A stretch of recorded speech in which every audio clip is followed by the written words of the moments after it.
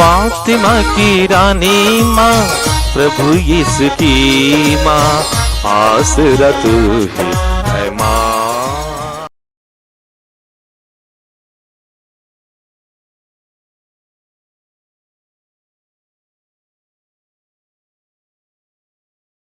पहला पाठ रोमियो के नाम संत पौलुस का पत्र, अध्याय 8, पद संख्या 31 से 39। यदि ईश्वर हमारे साथ है तो कौन हमारे विरुद्ध होगा। उसने अपने निज पुत्र को भी नहीं बचा रखा, उसने हम सबों के लिए उसे समर्पित कर दिया, तो इतना देने के बाद क्या वह हमें सब कुछ नहीं देगा। ईश्वर ने जिन्हें चुन लिया है उन पर कौन अभियोग लगा सकेगा। ईश्वर ने जिन्हें दोष मुक्त कर दिया है उन्हें कौन दोषी ठहराएगा। क्या यीशु मसीह ऐसा करेंगे? वह तो मर गए बल्कि जी उठे और ईश्वर के दाहिने विराजमान होकर हमारे लिए प्रार्थना करते रहते हैं। कौन हमको मसीह के प्रेम से वंचित कर सकता है? क्या विपत्ति या संकट, क्या अत्याचार, भूख, नग्नता, जोखिम या तलवार? जैसा कि धर्म ग्रंथ में लिखा है, तेरे कारण दिन भर हमारा वध किया जाता है। वध होने वाली भेड़ों में हमारी गिनती हुई, किंतु इन सब बातों पर हम उन्हीं के द्वारा सहज ही विजय प्राप्त करते हैं जिन्होंने हमें प्यार किया है। मुझे दृढ़ विश्वास है कि ना तो मरण या जीवन, न स्वर्गदूत या नरकदूत, न वर्तमान या भविष्य, न आकाश या पाताल की कोई शक्ति और न समस्त सृष्टि में कोई या कुछ हमें ईश्वर के उस प्रेम से वंचित कर सकता है जो हमें हमारे प्रभु यीशु मसीह द्वारा मिला है। प्रभु की वाणी। ईश्वर को धन्यवाद। भजन अनुवाक्य। हे प्रभु, तू मुझे प्यार करता है, मेरी सहायता कर। हे प्रभु, तू मुझे प्यार करता है, मेरी सहायता कर। हे प्रभु, अपने नाम के हेतु मेरी सहायता कर। तू दयालु और प्रेममय है, तू मेरा उद्धार कर, क्योंकि मैं दरिद्र और दीनहीन हूँ। मेरा हृदय दुख से रौंदा हुआ है। अनुवाक्य। हे प्रभु, तू मुझे प्यार करता है, मेरी सहायता कर। हे प्रभु, तू मुझे प्यार करता है, मेरी सहायता कर। हे प्रभु, मेरे ईश्वर, तू मुझे प्यार करता है, मेरी सहायता कर और मुझे बचा। हे प्रभु, सब लोग यह जान ले कि इसमें तेरा हाथ है, कि तूने यह मेरे लिए किया है। अनुवाक्य। हे प्रभु, तू मुझे प्यार करता है, मेरी सहायता कर। हे प्रभु, तू मुझे प्यार करता है, मेरी सहायता कर। मैं उच्च स्वर से प्रभु को धन्यवाद दूंगा और सभा में उसकी स्तुति करूंगा, क्योंकि वह दीनहीन के दाहिने विद्यमान है और उसे दंड देने वालों से बचा लेता है। अनुवाक्य। हे प्रभु, तू मुझे प्यार करता है, मेरी सहायता कर। हे प्रभु, तू मुझे प्यार करता है, मेरी सहायता कर। जय घोष। हालेलुया। धन्य है वह राजा जो प्रभु के नाम पर आते हैं। सर्वोच्च स्वर्ग में ईश्वर की महिमा हो और पृथ्वी पर उसके कृपा पात्रों को शांति मिले। हालेलुया। प्रभु आप लोगों के साथ हो और आपकी आत्मा के साथ। सद लूकस के अनुसार पवित्र सुसमाचार। हे प्रभु, तेरी महिमा हो। अध्याय 13 पद संख्या 31 से 35 तक। उस समय कुछ फरीसियों ने आकर यीशु से कहा, विदा लीजिए और यहाँ से चले जाइए, क्योंकि हेरोद आपको मार डालना चाहता है। यीशु ने उनसे कहा, जाकर उस लोमड़ी से कहो, मैं आज और कल नरकदूतों को निकालता और रोगियों को चंगा करता हूँ, और तीसरे दिन मेरा कार्य समापन तक पहुँचा दिया जाएगा। आज, कल और परसों मुझे यात्रा करनी है, क्योंकि यह हो नहीं सकता कि कोई नबी यरूशलेम के बाहर मरे। यरूशलेम, यरूशलेम, तू नबियों की हत्या करता और अपने पास भेजे हुए लोगों को पत्थरों से मार देता है। कितनी बार मैंने चाहा कि तेरी संतान को एकत्र कर लूं, जैसे मुर्गी अपने चूजों को अपने डाइनों के नीचे एकत्र कर लेती है, परंतु तुम लोगों ने इनकार कर दिया। देखो, तुम्हारा घर उजाड़ छोड़ दिया जाएगा। मैं तुमसे कहता हूँ, तुम मुझे तब तक नहीं देखोगे जब तक तुम यह न कहोगे, धन्य है वह जो प्रभु के नाम पर आते हैं। प्रभु का सुसमाचार। हे क्रिस्त तेरी स्तुति हो। यीशु क्रिस्त में प्रिय भाई और बहनों, आज का पहला पाठ रोमियों के नाम पत्र अध्याय 8 पद संख्या 31 से 35 तक। इन वचनों में बहुत सारे रहस्य छिपे हैं। समय की सीमा में हम कुछ विषयों पर ध्यान दें। सबसे पहले हमने सुना, यदि ईश्वर हमारे साथ है तो कौन हमारे विरुद्ध होगा।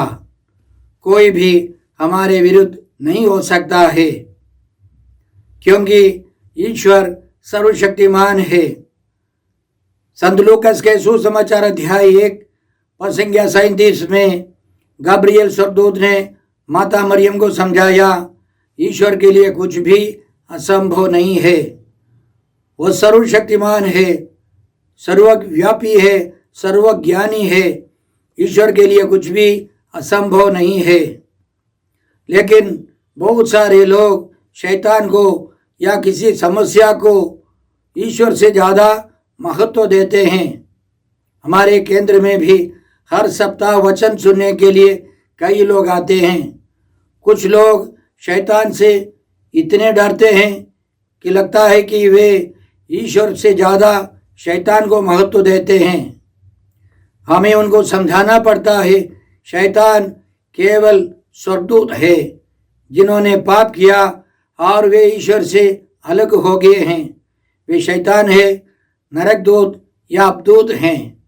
उनका काम है पाप करना और पाप कराना। लेकिन हम पवित्र वचनों में पढ़ते हैं, ईश्वर का पुत्र यीशु मसीह इसलिए प्रकट हुए कि वे शैतान के कार्य समाप्त कर दे। प्रभु यीशु ने क्रूस पर शैतान पर विजय पाई है। इसलिए यीशु आने के करीब 1000 साल पहले राजा दाऊद ने लिखा है, स्तोत्र 27 में, प्रभु मेरी ज्योति और मुक्ति है, तो मैं किससे डरूं। प्रभु मेरे जीवन की रक्षा करता है, तो मैं किससे भयभीत होऊं। कोई सेना भले ही मेरे सामने पड़ाव डाले, मेरा हृदय भयभीत नहीं होता। मेरे विरुद्ध भले ही युद्ध छिड़े, मेरा भरोसा दृढ़ बना रहता है।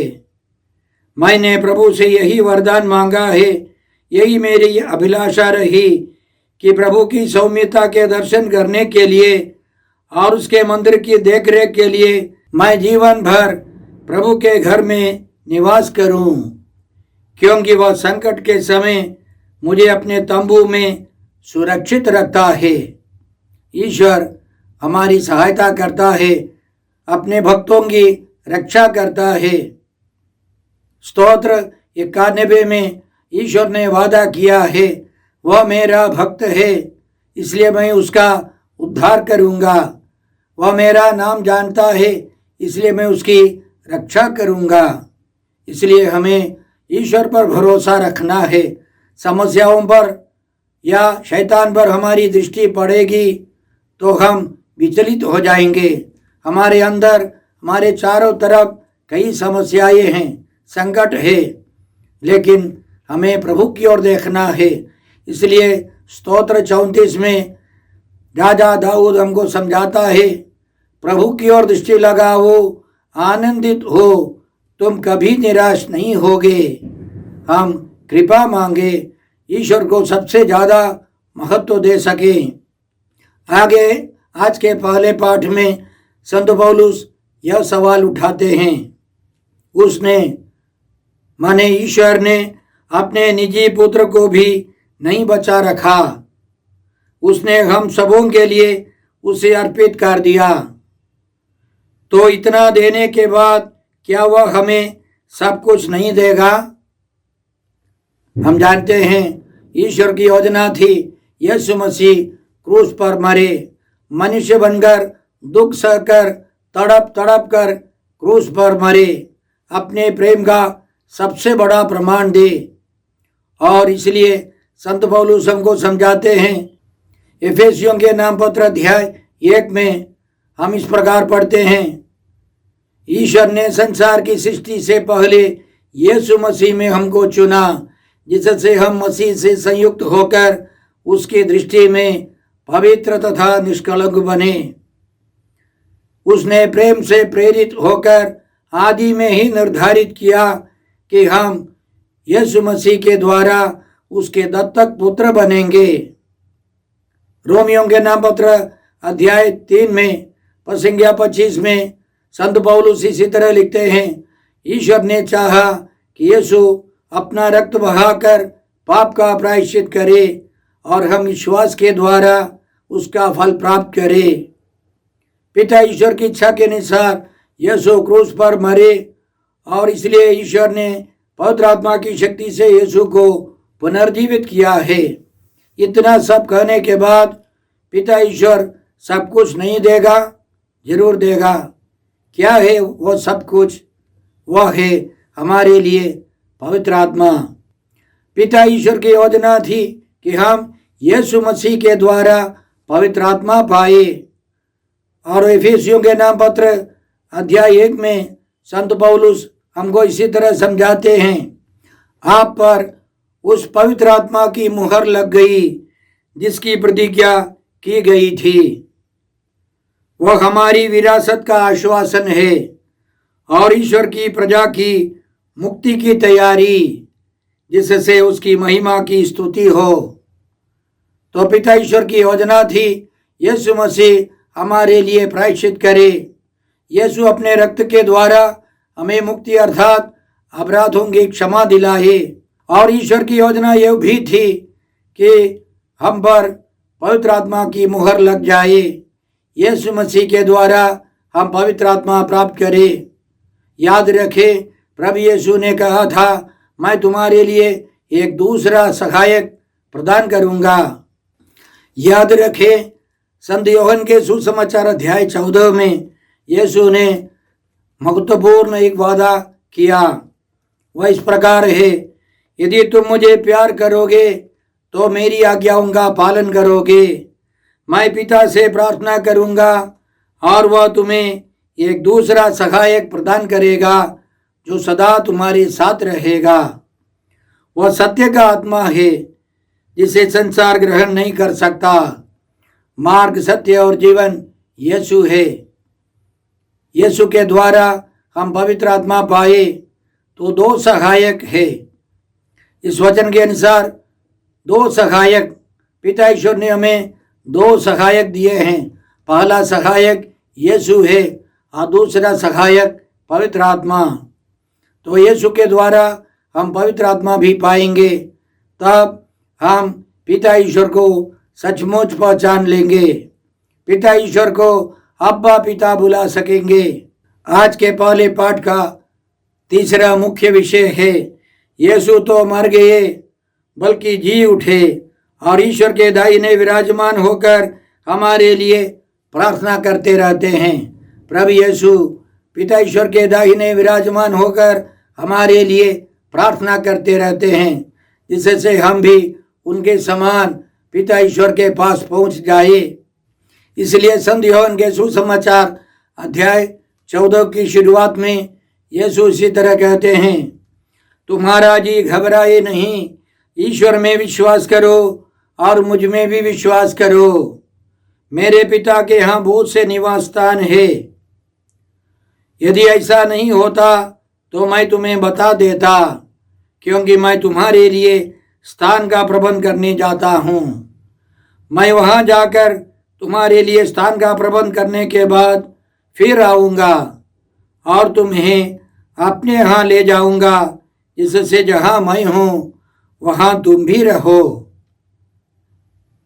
यीशु यह चाहते हैं हम यीशु का रास्ता अपनाए, यीशु के रास्ते से हम चलकर पिता ईश्वर के पास तक पहुंच जाए, जैसे यीशु ने किया है।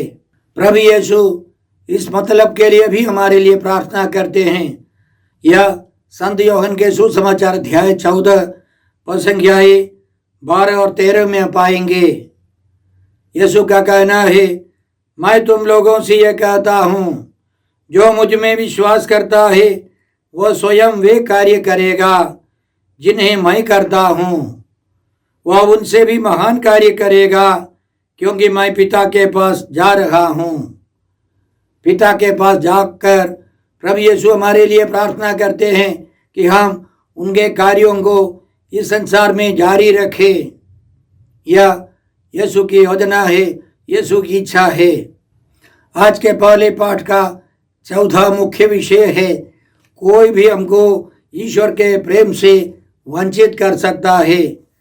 संत पौलुस इसी तरह लिखते हैं, कौन हमको मसीह के प्रेम से वंचित कर सकता है?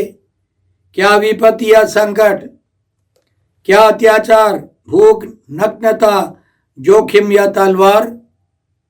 जैसा कि धर्म ग्रंथ में लिखा है, तेरे कारण दिन भर हमारा वध किया जाता है। वध होने वाली भेड़ों में हमारी गिनती हुई। हमारे जीवन में तरह तरह की समस्याएं हैं, लेकिन कोई हमको ईश्वर के प्रेम से, यीशु मसीह के प्रेम से वंचित नहीं कर सकता है। इसलिए संत पौलुस आगे यह लिखते हैं, किंतु इन सबों पर हम उन्हीं के द्वारा सहज ही विजय प्राप्त करते हैं जिन्होंने हमें प्यार किया है। मुझे दृढ़ विश्वास है कि ना तो मरण या जीवन, न स्वर्गदूत या नरकदूत, न वर्तमान या भविष्य, न आकाश या पाताल की कोई शक्ति और न समस्त सृष्टि में कोई या कुछ हमें ईश्वर के उस प्रेम से वंचित कर सकता है जो हमें हमारे प्रभु यीशु मसीह द्वारा मिला है। इस दुनिया से जाने के पहले प्रभु यीशु ने एक महत्वपूर्ण बात बताई, जिस प्रकार पिता ने मुझको प्यार किया है उसी प्रकार मैंने भी तुम लोगों को प्यार किया है, तुम मेरे प्रेम में दृढ़ बने रहो।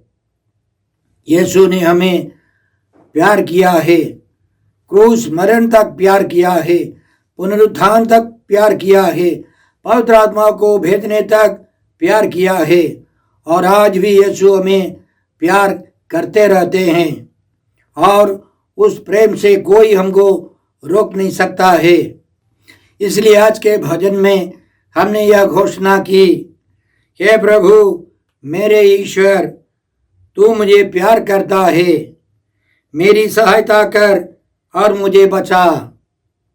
हे प्रभु, सब लोग यह जान ले कि इसमें तेरा हाथ है, कि तूने यह मेरे लिए किया है।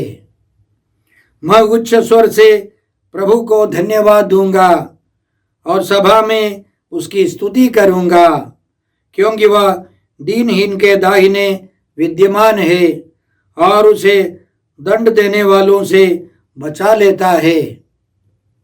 प्रभु यीशु के अनंत प्रेम के लिए हम धन्यवाद देते हैं और प्रार्थना करते हैं हम उस प्रेम में दृढ़ बने रहें।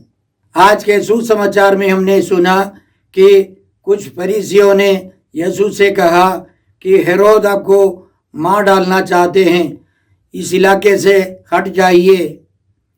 और उस इलाके में जहाँ यीशु काम करते थे हेरोद का शासन था। हेरोद चालाक था, उसने यूहन्ना बपतिस्ता को मरवा डाला था। वह यीशु को देखना चाहता था, यीशु का चमत्कार देखना चाहता था, साथ साथ यीशु को चालाकी से मार डालना चाहता था। उसकी इच्छा तभी पूरी हुई जब यीशु पकड़वाए गए। संत लूकस के सुसमाचार अध्याय 23 पद संख्याएं 7 और 8 में हम लोग इस प्रकार पाते हैं, पिलातुस ने यीशु को हेरोद के पास भेजा। वह भी उन दिनों यरूशलेम में था। हेरोद यीशु को देखकर बहुत प्रसन्न हुआ। वह बहुत समय से उन्हें देखना चाहता था, क्योंकि उसने यीशु की चर्चा सुनी थी और उनका कोई चमत्कार देखने की आशा करता था। और हेरोद ने यीशु का उपहास किया और यीशु को पिलातुस के पास लौटा दिया। हेरोद चालाक था, इसलिए यीशु ने उन फरीसियों से कहा, जाकर उस लोमड़ी से कहो, मैं आज और कल नरक दूतों को निकालता और रोगियों को चंगा करता हूँ और तीसरे दिन मेरा कार्य समापन तक पहुँचा दिया जाएगा। अब हेरोद का कोई बोलबाला नहीं है। प्रभु यीशु का कहने का मतलब था कि हेरोद के अधीन में यीशु नहीं मरेंगे, पिलातुस के अधीन में मरना है। इसलिए वे चमत्कार करते हुए, सुसमाचार सुनाते हुए आगे बढ़ेंगे। यरूशलेम में अधिकांश नबी मारे गए थे। यीशु को भी यरूशलेम मंदिर के बाहर मरना था। इससे हम क्या सीखते हैं? प्रभु यीशु हमको सिखाते हैं कि हमें किसी से नहीं डरना है, केवल प्रभु पर भरोसा रखकर, श्रद्धा रखकर आगे बढ़ना है। हमें ईमानदारी का जीवन बिताना है, ईश्वर की इच्छा के अनुसार जीवन बिताना है। और जो मसीही विरोधी है, ईश्वर के विरोधी है, उनसे डरने की कोई ज़रूरत नहीं है। इससे हम क्या सीखते हैं? जो प्रभु यीशु की आज्ञाओं को स्वीकार कर प्रभु में विश्वास कर आगे बढ़ते हैं, वे कभी बर्बाद नहीं होंगे। वे ईश्वर की संतान का जीवन बिताकर अनंत जीवन में प्रवेश करेंगे। इसलिए हम अपनी मुक्ति और दूसरों की मुक्ति के लिए परिश्रम करें। आइए हम प्रार्थना करते हैं।